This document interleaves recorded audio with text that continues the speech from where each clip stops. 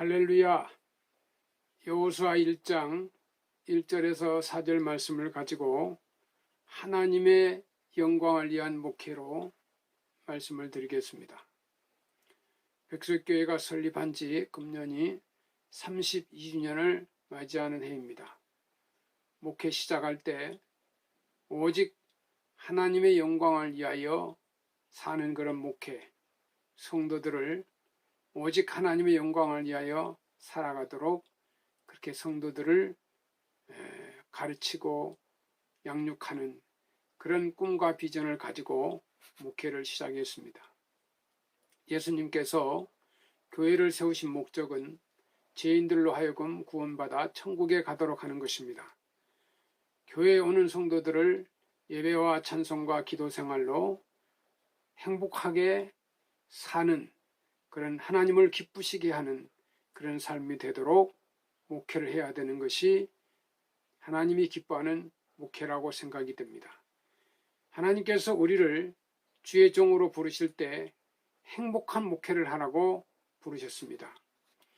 교회가 작아도 좋고 내 교회 성전이 초라해도 괜찮다. 그러나 너와 내 교인은 행복하기를 원하고 그런 교회의 부흥을 위해서 기도하고 수고하고 노력하고 헌신해야 된다. 이게 하나님의 뜻인 줄로 믿습니다. 하나님께서는 아브라함에게 약속하셨습니다. 너는 너의 본토 친척 아비집을 떠나 내가 내게 지시할 땅으로 가라. 내가 너로 큰 민족을 이루고 내게 복을 주어 내 이름을 창대케 하리니 너는 복의 근원이 될지라. 창세기 12장 1절에서 2절입니다. 가나안 땅에 흉년이 들어서 야곱이 그 부족들과 함께 애굽으로 내려가 이후에 430년 동안 그곳에서 살게 되었습니다. 저들은 하나님께서 허락지 않으신 땅에서 노예 생활로 세월을 보냈습니다. 이들을 불쌍히 여기시고 하나님께서는 모세를 보내서 내 백성 이스라엘을 젖과 꿀이를 한 가나안 땅으로 인도하라고 하셨습니다. 목회를 두 종류로 구분할 수가 있습니다. 광야 목회와 가나안 목회로 나눌 수 있습니다. 광야 목회는 만나를 먹는 목회요. 가나안 목회는 젖과 꿀을 먹는 목회입니다. 광야 목회는 모세에 속한 율법 목회요. 가나안 목회는 여호수아에게 속한 은혜 목회라고 할 수 있습니다. 모든 교회와 성도들은 가나안으로 들어가도록 힘써야 합니다. 하나님께서 모세를 바로에게 보내어 내 백성을 이끌어 가나안 땅으로 들어가게 하라고 요구하셨습니다.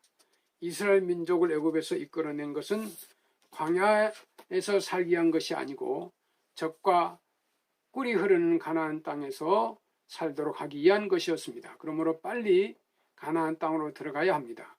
광야에서 방황하는 세월이 오래 지속되어서는 안 됩니다. 광야 목회는 사막 목회입니다. 광야에는 장막이 없고 농사도 지을 수 없습니다. 비가 내리지 않기 때문에 메마른 땅입니다. 비가 내려도 금방 말라버립니다. 여기에는 원망이 있고 탄식이 있었습니다. 이 광야 생활을 빨리 끝내야 합니다. 지금 많은 목회자가 이 광야 목회를 하고 있습니다. 만나를 먹느니라고 자기도 힘들고 교인도 힘들게 그리고 있습니다.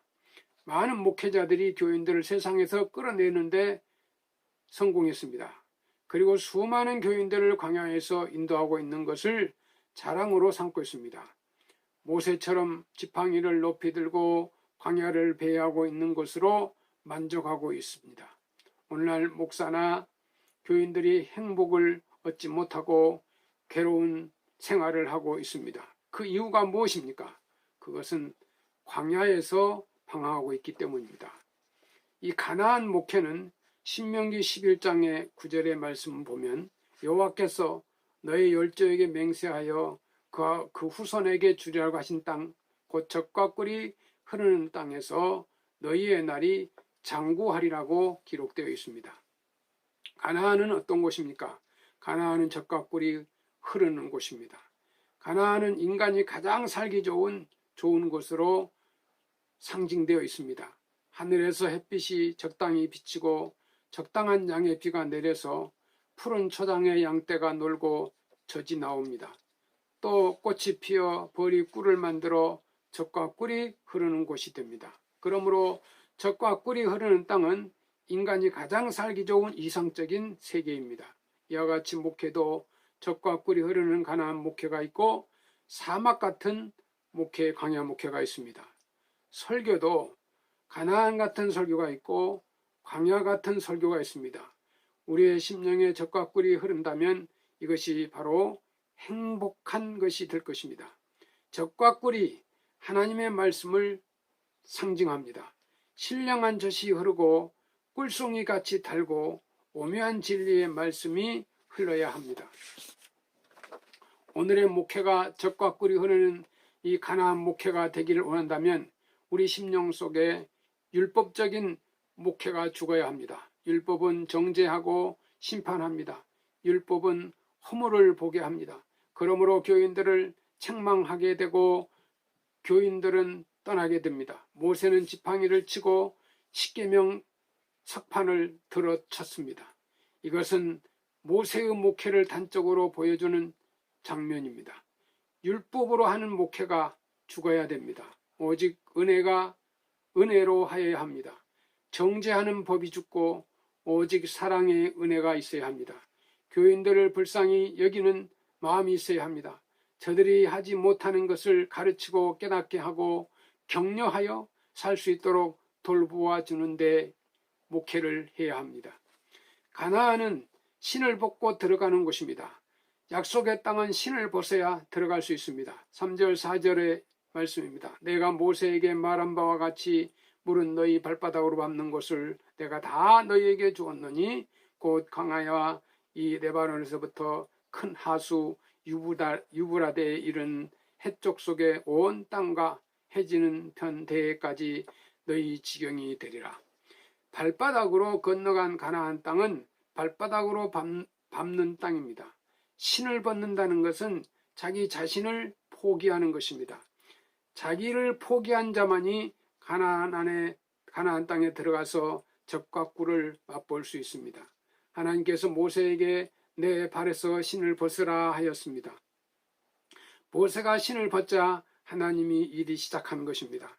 구습을 쫓는 옛사람이 죽어야 합니다. 가나안 땅은 발바닥으로 밟는 땅이요 신을 벗고 가는 곳입니다. 신을 벗는 것은 자기를 포기하는 것입니다. 애굽의 신을 벗지 못한 사람들은 광야에서 다 죽었습니다.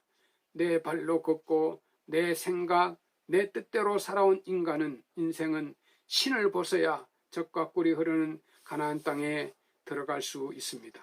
젖과 꿀은 하늘의 해와 비가 주는 신비한 비밀입니다.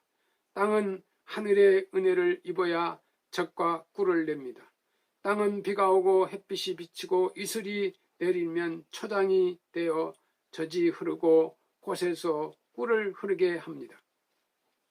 이와 같이 우리 심령이 주님을 사랑함으로 주님으로부터 단비를 받아 젖과 꿀을 흐르게 됩니다.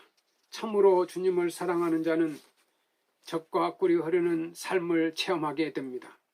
교회에 신령한 젖이 있고 신령한 꿀이 있으면 성도가 행복한 성도가 됩니다. 신령한 젖, 신령한 꿀인 말씀을 먹는 성도의 얼굴을 보십시오. 행복할 수밖에 없습니다. 젖과 꿀은 인체에 가장 좋은 영양식품입니다. 성경은 젖과 꿀을 하나님의 말씀으로 표현하고 있습니다. 하나님은 이스라엘 백성에게 젖과 꿀을 주어 싶고 그들을 먹고 사는 것을 바라보고 싶어 하셨습니다. 백석교회 성도 여러분, 저와 여러분은 하늘의 단비를 맞아 젖과 꿀을 흐르게 해야 합니다. 가나안에 들어가지 못한 이 교인들을 불쌍히 여기는 마음으로 교인들을 볼 때마다 눈물이 나야 합니다. 백석교회 성도 여러분, 가나안의 행복한 목회와 목장인가 우리 스스로 성찰하고 행복한 목회가 이루어지도록 기도를 부탁드립니다. 행복한 목회, 행복한 목회를 이루게 하여 사랑하는 동역자로 하나님의 일을 같이 하며 하나님의 축복받는 성도 여러분이 되시기를 주의 이름으로 축원합니다. 감사합니다.